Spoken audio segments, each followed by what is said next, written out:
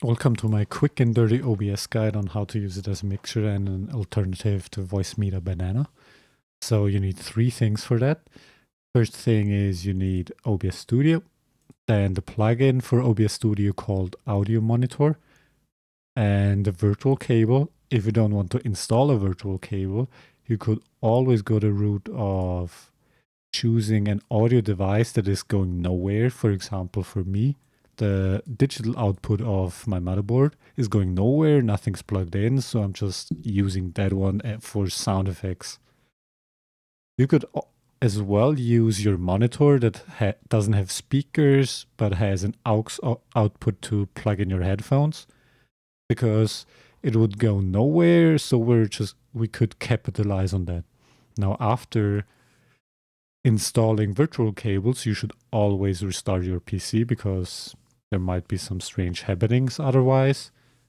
After restarting, we go into the properties of our virtual cable, go into advanced and choose the same sample rate that we're using as an OBS.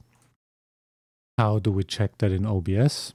We go in OBS into settings, audio, sample rate. Here we're using 48 kilohertz. Next, we disable all the global audio devices. That is recommended to do anyways, so it gives you more control on what the audience hears, so it might spare you some embarrassing moments. Next thing is we're choosing which program to split and how to split it. Now I'm choosing my audio mixer as the live tab and the audio monitor that you can enable in the docs as my headset. Now that we decided that one, we need to tell the program it should put the audio into the virtual cable. You can do it in the volume mixer of Windows. Then we're going to add a source, audio output capture, and choose again the same virtual cable that we just chose in the program.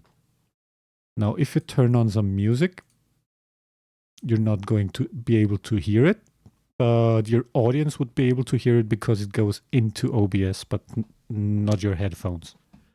How do we make it so you can hear it? And that's where Audio Monitor comes in. We right-click, filters, add the Audio Monitor filter, and choose the device. Choose the device where we want the audio to split to.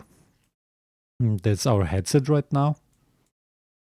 Now, every setting here is not really as important as the mute one, because the audio monitor is not working the same as the audio mixer. Because if you change scenes, the source vanishes, so the audio mixer cannot transmit any audio because there's just no source for it. But the audio monitor is still going strong and would transmit audio. And that's where the mute function comes in, where we tell it to mute itself if the source is not visible.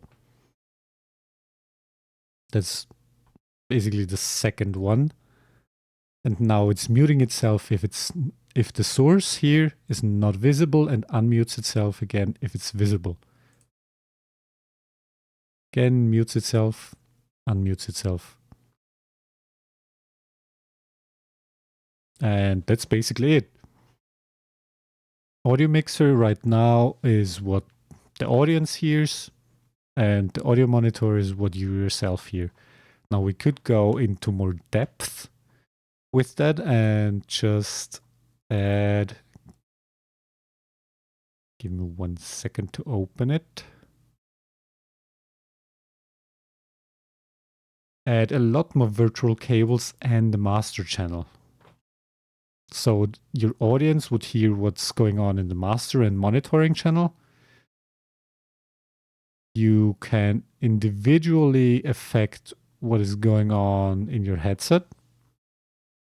And why do you need the master and monitoring channel? like the master channel is very nice and convenient, so you can affect everything at the same time instantly, but you can still individually change, for example, the music volume, sound effects volume, alerts, and Discord, in this case in OBS itself.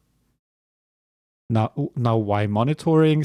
So it's, if there's something going on right now in life and you need to change the volume and you want to listen to the changes you're making so you can fine tune it a little bit more, you basically just listen to your live output and can tune it really nicely. But yeah, that's basically the gist of it. So thank you for watching. Have a great time and bye-bye.